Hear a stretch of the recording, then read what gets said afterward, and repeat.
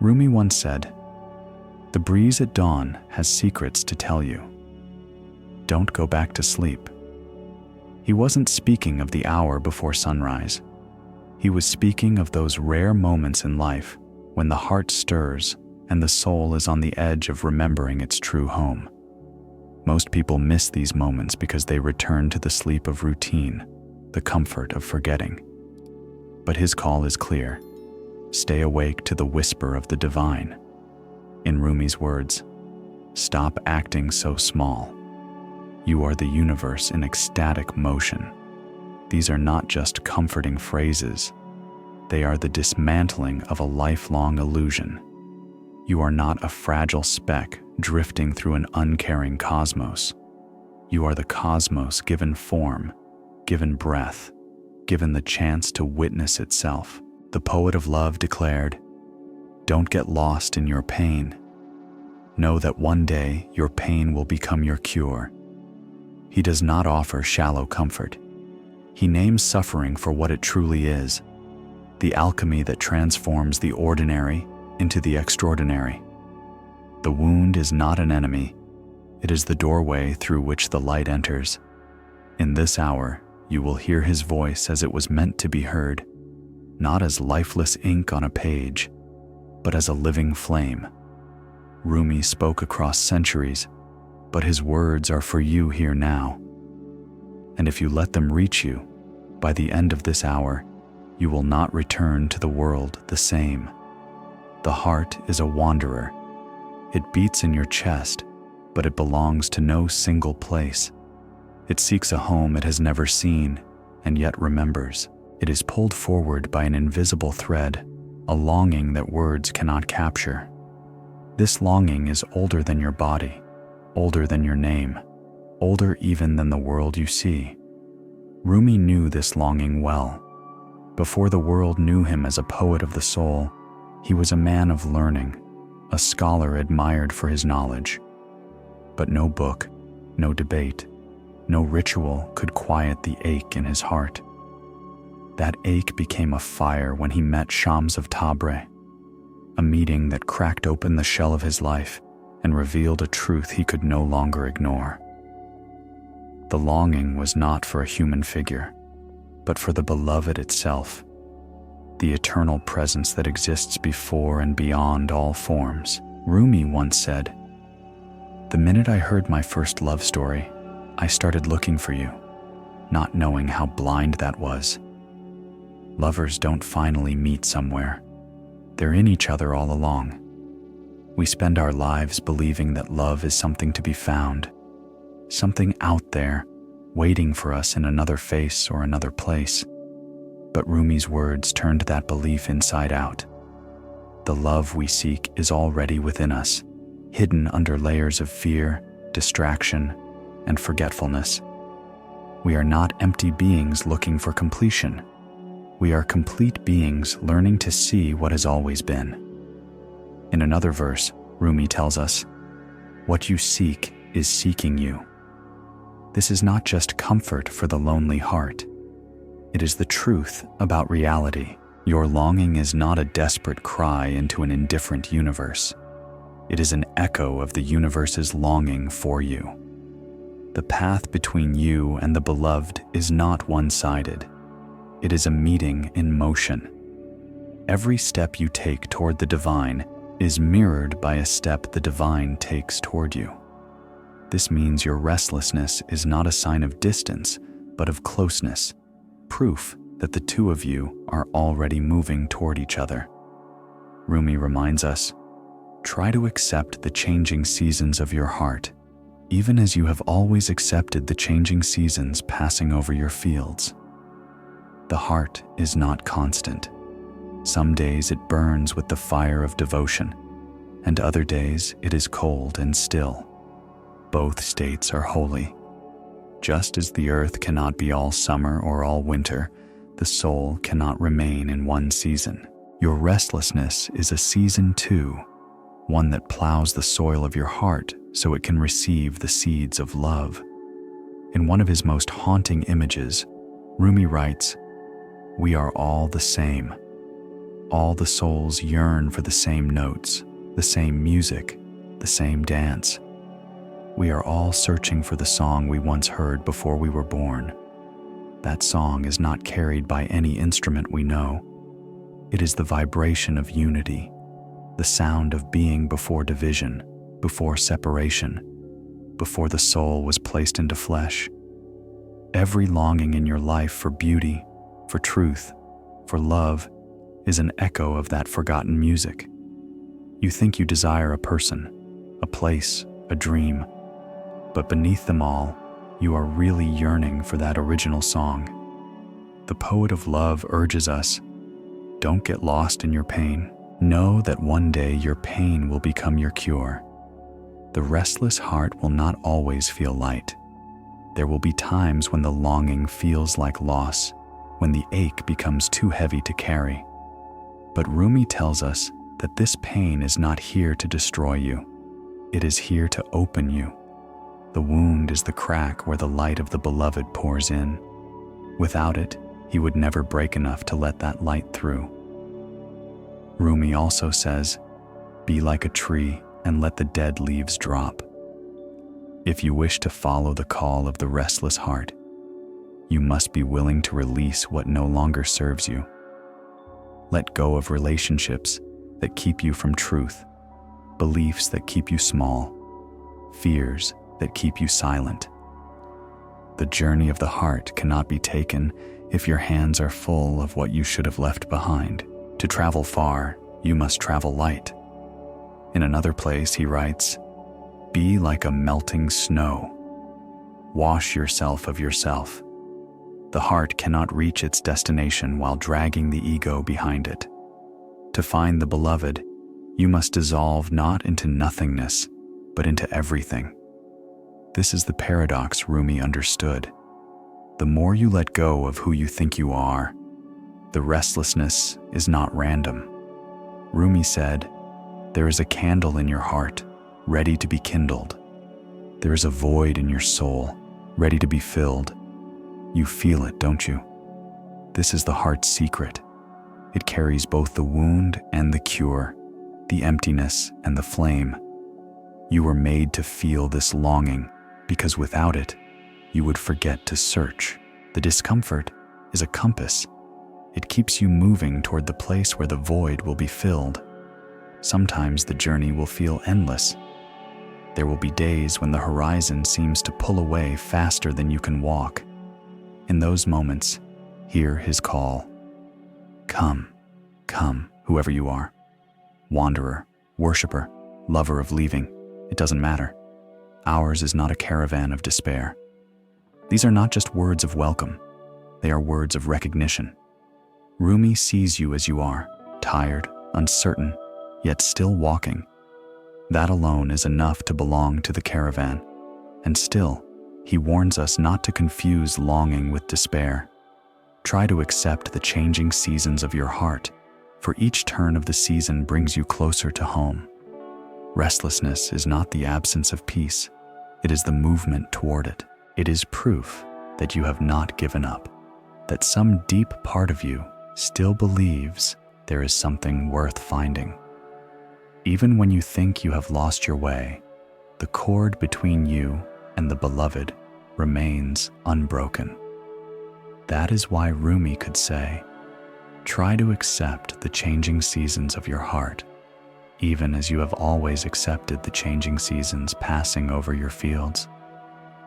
No matter how far you travel or how weary you become, your heart still knows the way home. The longing will lead you. The beloved will meet you. The search will end where it began, inside you. We carry many masks, names, titles, beliefs, and histories we wear as if they were our faces. The world tells us these masks are who we are, but the heart knows they are only costumes. Rumi understood this. He knew that the self we defend so fiercely is not the self that will survive the fire of truth. He once said, try to accept the changing seasons of your heart. But he also went deeper, telling us to dissolve into the very thing we love. Rumi wrote, Try to accept the changing, meant to transform, and with each transformation, pieces of the false self fall away. The ego resists this, clinging to familiar shapes. But the beloved has no interest in preserving what is false. The process of awakening is a process of loss, the loss of everything that is not real. He tells us, be like a melting snow. Wash yourself of yourself. This is the heart of the matter. The self we think we are, the one defined by our appearance, our possessions, our achievements, is a temporary shell. To find the beloved, we must let it dissolve. Melting snow does not argue with the sun. It surrenders and becomes part of the flowing river. In the same way, we must surrender our rigid identities to become part of the greater whole. In another verse, Rumi says, "Try to accept the changing seasons of your heart, not because change is comfortable, but because it is necessary."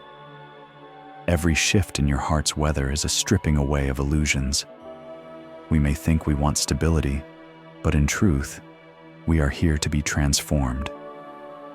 The illusion of self is like a wall, and love is the hammer that cracks it open. He warns us against holding on too tightly. Try to accept the changing seasons of your heart means accepting the death of old versions of yourself. The self that loved what was false must die, so that the self that loves truth can live. This is why he could say, "Try to accept the changing seasons of your heart, because without death, there is no rebirth." Rumi once told us, "Don't get lost in your pain. Know that one day your pain will become your cure." The death of the false self is painful. We grieve our illusions because we have worn them for so long that they feel like skin. But that grief is part of the medicine. The cure is not avoiding the pain, but walking through it until the mask falls away and the true face is revealed. In one of his most direct teachings, he says, "Be ground. Be crumbled so wild flowers will come up where you are. You've been stony for too many years. Try something different. Surrender." To dissolve the illusion of self is to allow life to break you open. Stones cannot bloom, but soil can. You cannot flower while clinging to hardness. The breaking is not destruction. It is the making of fertile ground for the soul's growth. The poet of love also reminds us, don't get too comfortable with who you are at any given time. You may miss the opportunity to become who you are meant to be.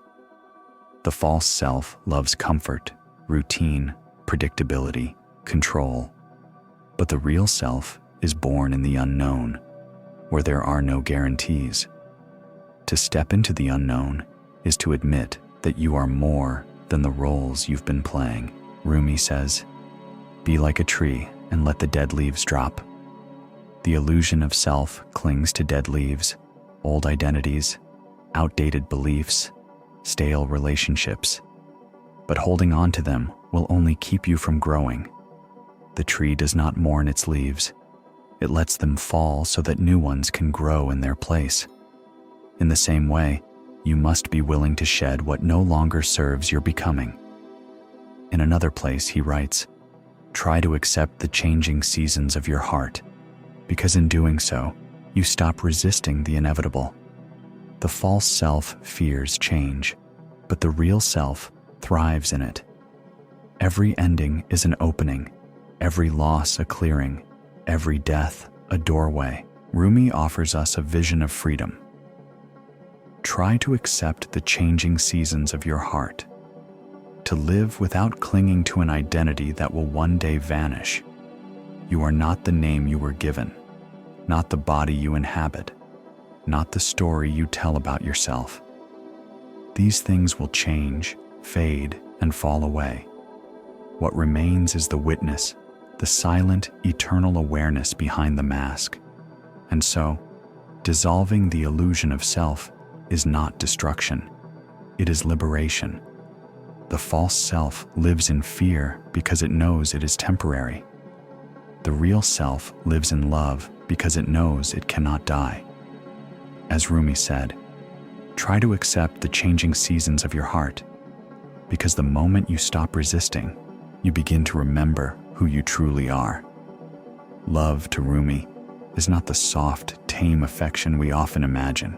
It is not mere sentiment or comfort. It is a force that burns away everything that is not real, a fire that consumes illusions and leaves only truth behind. He did not speak of love as a pastime or a decoration to life, but as the very engine of transformation. Rumi once said, "Set your life on fire. Seek those who fan your flames." This is not a polite suggestion. It is a command to live in such a way that every part of you that is false is burned away, and every part of you that is true blazes with the light of the beloved. And if you are to seek companions, they shall be those who ignite your courage, not those who feed your fear. In another verse, he declares, "Be like a melting snow, wash yourself of yourself." Fire and melting may seem like opposites, but they are both agents of transformation. Melting snow becomes living water. Fire turns wood into light and heat. Both destroy the old form so that something new can emerge. This is what love does. It reshapes the soul into something more fluid, more alive, more ready to flow into the heart of the divine. The poet of love tells us, "In the house of lovers, the music never stops. The walls are made of songs, and the floor dances." Here he is not speaking of romantic couples or fleeting passion. He is speaking of those who have stepped into the fire willingly, who have allowed love to become the structure of their being. For such souls, love is not an emotion that comes and goes. It is the air they breathe, the ground they stand on, the music that moves through their every step. Rumi warns us that love is not safe. He says, "Try to accept thee. To love is to be transformed, and transformation requires change. The heart that loves will not remain the same. It will be broken open again and again, but each breaking allows it to hold more light, more truth, more of the beloved." He also wrote, "1,000 half-loves must be forsaken to take one whole heart home." This is perhaps one of his most challenging truths. Most of us settle for half-loves, relationships, dreams, beliefs that give us comfort, but not Rumi calls us to leave them behind, to risk the fire for the sake of the whole heart, for the fire will not accept fragments. It will burn away everything that is partial until only the complete remains. In another place, Rumi says, "Don't get lost in your pain. Know that one day your pain will become your cure. Love as fire will sometimes hurt. It will strip you of your defenses. It will take away the roles and titles you hide behind. But that pain is part of the purifying process. Just as gold must pass through fire to be refined, the soul must pass through love to become what it truly is. The pain is not the end, it is the refining flame." Rumi once offered this vision: "Be like a tree and let the dead leaves drop. Love's fire will not burn what is real. It will only consume what is dead, what is no longer alive in you. The leaves that fall are the beliefs, fears, and habits that keep you from fully embracing the truth. To resist their falling is to resist the fire, but to let them drop is to allow the light to reach you." And still, he tells us, "Try to accept the changing seasons of your heart, because even love's fire has its cycles. There are seasons when the flame roars and seasons when it is only a glowing ember. Both are necessary. The roaring flame transforms you quickly. The ember sustains the warmth and keeps the connection alive. Do not confuse the quiet of the ember with the absence of love." The poet also reminds us, "Be like a moth drawn to the flame." This is not an image of destruction, but of union. The moth does not fear the fire because, in some deep way, it knows the fire is where it belongs. To the moth, entering the flame is not death, it is returning home. So too with the soul. The fire of love is not your end, it is your beginning. In one of his most powerful invitations, Rumi says, "Come out of the circle of time and into the circle of love."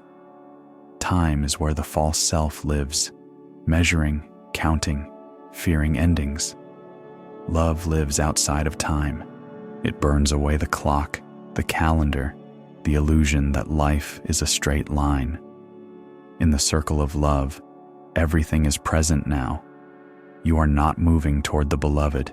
You are already within the beloved's fire. Love, as Rumi knew it, is dangerous, consuming, uncompromising. It will take everything from you, everything that is not truly you. And when the fire has done its work, what remains will be the pure gold of your soul. That is why he could say, "Set your life on fire. Seek those who fan your flames, because in the end, there is no other work worth doing, no other life worth living." There is a point on the journey where the longing ends, not because it is satisfied in the way the mind expects, but because the seeker dissolves into what it has been seeking. This is the place of union with the beloved, the heart's final homecoming. Rumi lived his life pointing to this state where there is no I and no you, only the vast presence in which all things exist. He once wrote, "I am not this hair. I am not this skin. I am the soul that lives within." This is the identity of one who has found union, stripped of every outer label, defined only by the light at the center. In another verse, he says, "I looked for God. I went to a temple and I didn't find him there. I went to a church and I didn't find him there. I went to a mosque and I didn't find him there. I looked in my heart and there he was." Here he is not rejecting sacred places. He is revealing that the holiest sanctuary is the human heart itself.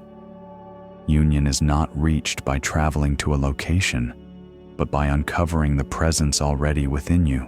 The poet of love tells us, "The way the soul is with the soul is the same as the lover with the beloved."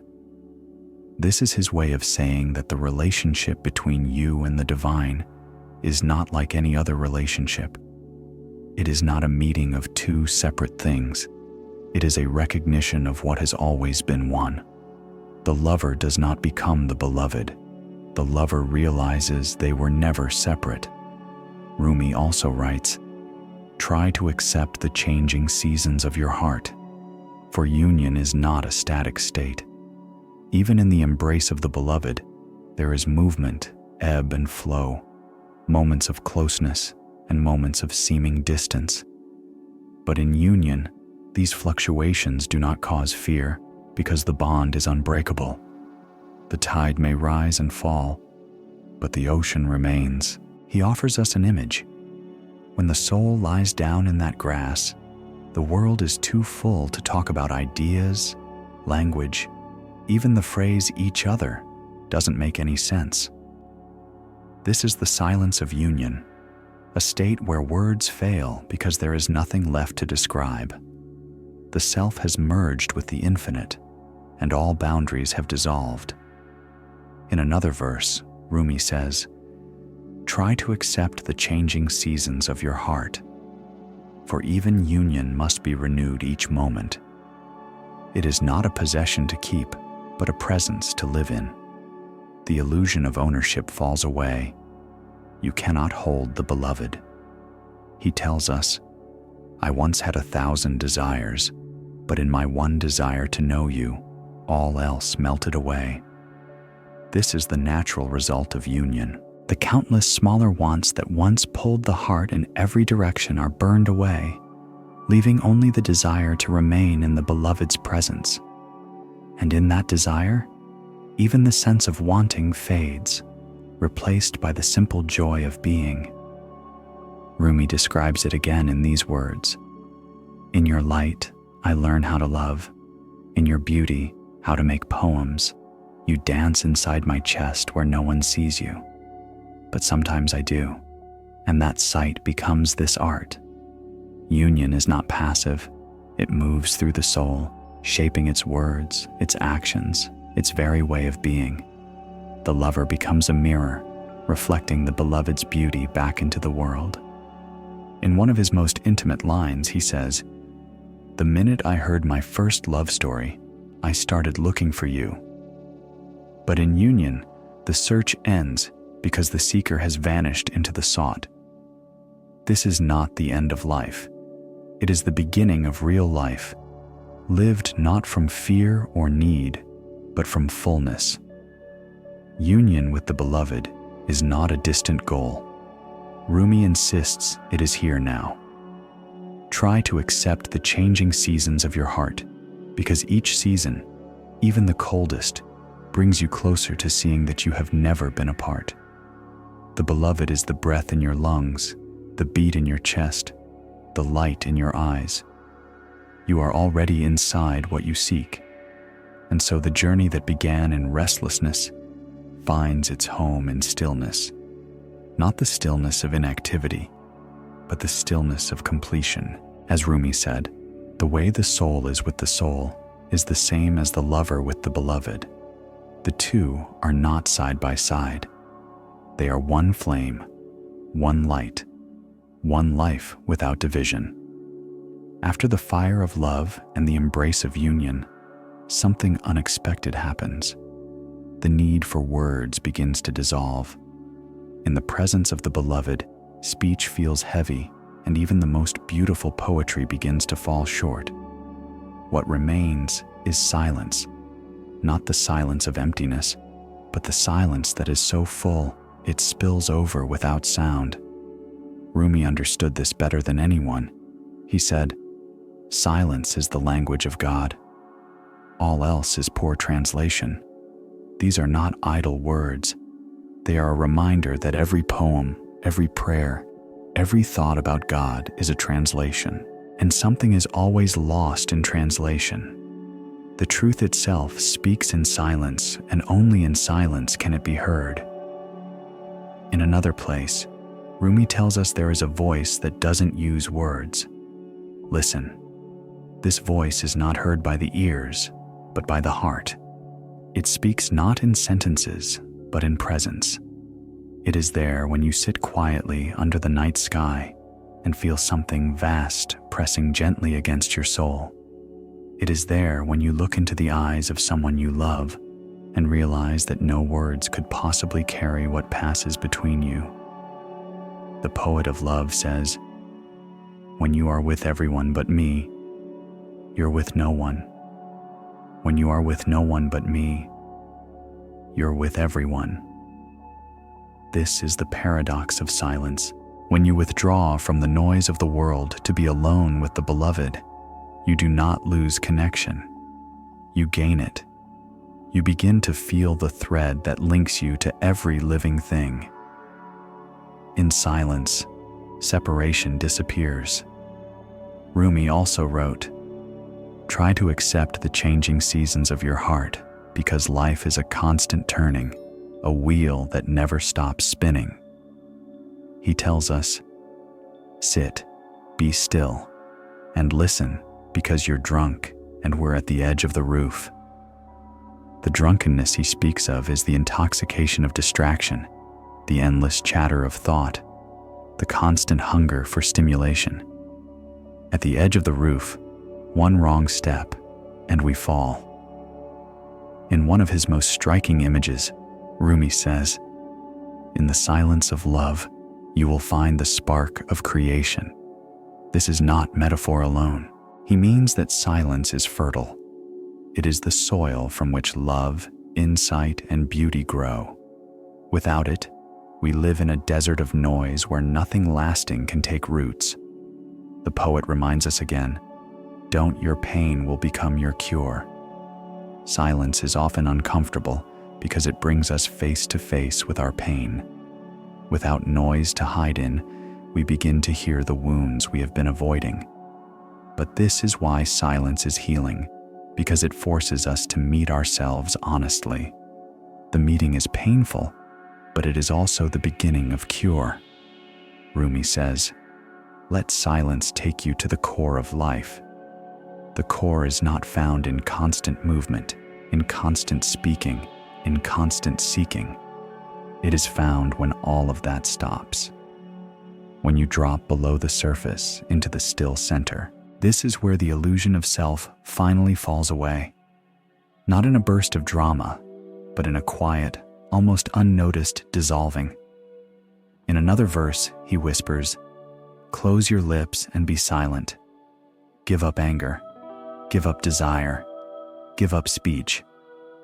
This is not about withdrawal from the world, but about withdrawing from the mind's endless commentary. When you become quiet inside, you can still move, still speak, still live, but everything you do carries the weight of presence. Rumi's path was not one of endless speaking. His most profound moments came in the pauses between words, in the spaces where the music of the Nalut faded into nothing and yet somehow became louder. This is why he could say, "Silence is the language of God. All else is poor translation." It is not a rejection of words, but an honoring of what words can never reach. In the end, silence is not emptiness. It is the sound of the beloved breathing through all things. It is the pulse of creation itself. And when you learn to sit in it without fear, you begin to hear the only voice that has ever mattered, the one that has been speaking to you all along. Silence is the still point, but from that stillness movement is born, not the frantic movement of the restless mind, but the graceful turning of the soul in harmony with the infinite. For Rumi, the dance was not entertainment. It was prayer, meditation, and union all at once. He and his followers turned in circles, not to lose themselves in dizziness, but to lose themselves in God. He said, "We come spinning out of nothingness, scattering stars like dust." He said, "We come spinning out of dust." In those few words, he gives us the truth of the dance. It begins in nothingness, in the emptiness of ego, and from that emptiness, creation itself pours out. In another place, Rumi declares, "Try to accept the changing seasons of your heart, because life is a constant turning, a wheel that never stops spinning." The whirling dervish embodies this truth physically, turning around an unmoving center, just as the planets turn around the sun and the soul turns around the light of the beloved. He offers this image: "I want to sing like the birds sing, not worrying about who hears or what they think." The dance is not performance. It is freedom. It is the body becoming the song it hears in the depths of silence. The dancer does not move for applause. The dancer moves because the music of the infinite has taken over their limbs. The poet of love tells us, "Be like a tree and let the dead leaves drop." In the dance, everything unnecessary is released. Fear, pride, self-consciousness. The turning strips away the outer layers until only the core remains, the still center that moves with the beloved in perfect rhythm. Rumi writes, "Try to accept the changing seasons of your heart, and in the dance, those seasons pass in minutes. Joy, grief, longing, peace. They rise and fall with each turn, and none are held on to." The dance teaches impermanence. You cannot grasp a single step because the next one is already here. In another verse, he says, "We rarely hear the inward music, but we're all dancing to it nevertheless." This is perhaps the most mysterious truth. Even those who have never stepped into the circle, who have never heard the Nalut, are still moving to the music of the divine.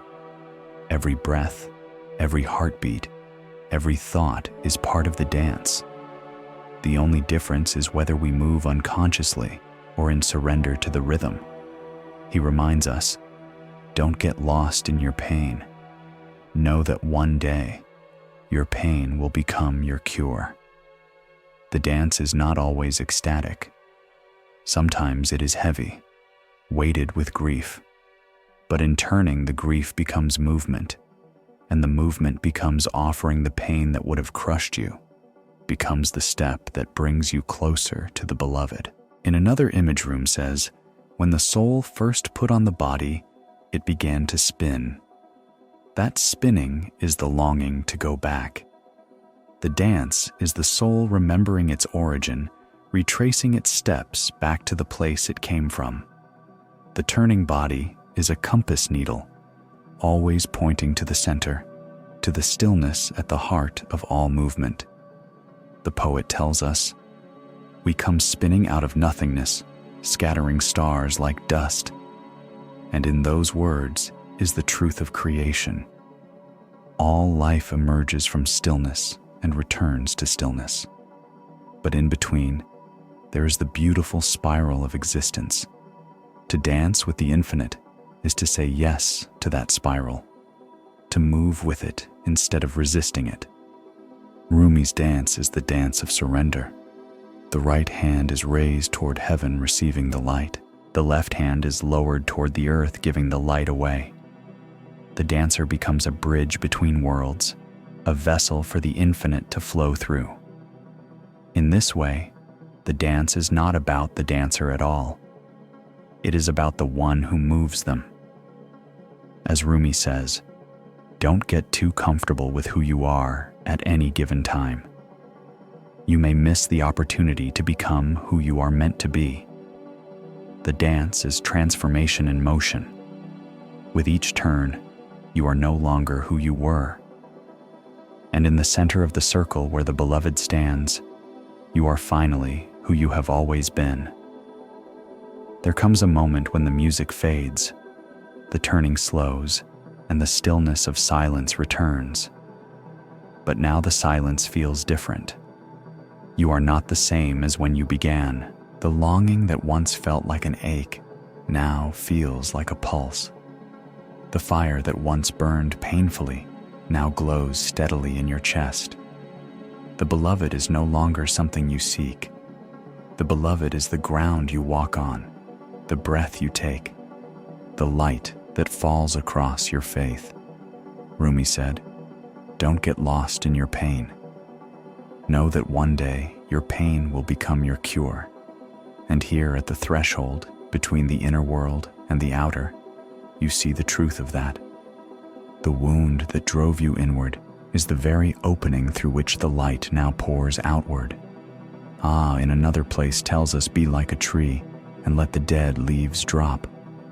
On the journey inward, you dropped so many leaves, false identities, stale beliefs, fears disguised as truths. Now as you return, you do not try to gather them again. You walk lighter, freer, carrying only what is alive. The poet of love once wrote, when you do things from your soul, you feel a river moving in you, a joy. This is how you live now, not from habit, not from fear, but from the soul. The river that once seemed hidden now flows in every word, every step, every glance. You begin to see that this joy is not something you have to protect. It is something you have to share. Rumi reminds us, try to accept the changing seasons of your heart. Even as you have passing over your fields, you know that this state of clarity will not always feel the same. There will be days when the light is dimmer, when the fire feels smaller, when the music is hard to hear. But now you understand these are just seasons. They will pass, and the root of what you have found will remain untouched. In another verse, he says, be a lamp or a lifeboat or a ladder. Help someone's soul heal. The journey inward was never meant to be selfish. You did not walk into the silence and the fire only for yourself. You carry this light so that you can illuminate the path for others. Your transformation is not complete until it becomes an offering. Rumi tells us, don't get too comfortable with who you are at any given time. You may miss the opportunity to become who you are meant to be. Returning to the world does not mean returning to the same roles, routines, and limitations. It means allowing yourself to continue changing, to keep letting go, to keep stepping into deeper truth. The world will try to pull you back into its old patterns, but the fire you carry will make those patterns feel too small, too tight. In another place, he says, be like a melting snow. Wash yourself of yourself. Even as you re-enter the world, you continue to melt. The dissolution is not over. Every conversation, every act of love, every moment of silence is another way of releasing the false and living from the true. The poet offers this blessing. Be like a tree and let the dead leaves drop. You have already dropped so much, but the process will go on.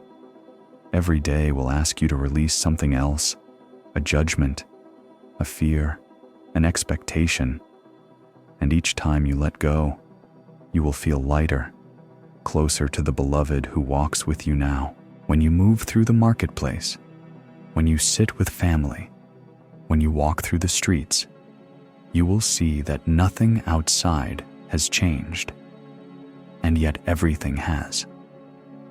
Rumi said, try to accept the changing seasons of your heart, and now you see that the real transformation is not in the world's seasons, but in your own. The same streets carry new light, the same faces hold deeper beauty, the same moments feel infinite. Returning to the world transformed means carrying the silence into the noise, the dance into the stillness, the fire into the cold. You are not leaving the beloved behind. You are bringing the beloved with you because you have seen the truth. You and the beloved are not two. And that is the secret. You will now live breath by breath, step by step, until the end of your days. And now we stand at the final moment of this hour, yet nothing is ending. The journey inward is infinite, the voice of the beloved unending. What you have heard here are not my words, nor even Rumi's alone. They are the echo of the same truth that has been calling you your whole life. Rumi said, stop acting so small. You are the universe in ecstatic motion. Remember this as you step back into the world. You are not a fragment wandering in darkness. You are the whole cosmos walking in human form. He tells us, one day your pain will become your cure. Whatever wounds you carry out of this hour, carry them gently. They are not proof of your weakness, but proof of your depth. They are the openings through which the light will keep pouring. And so I leave you with Rumi's final gift. You are not a drop in the ocean. You are the entire ocean in a drop. If you truly take this into your heart, you will never again see yourself as small. The beloved is not outside you. You are already home. Go now, carrying this fire, this silence, this dance, and this union into every step you take. Let your life itself become the poem Rumi began, and you now continue. The hour is ending. The journey has just begun.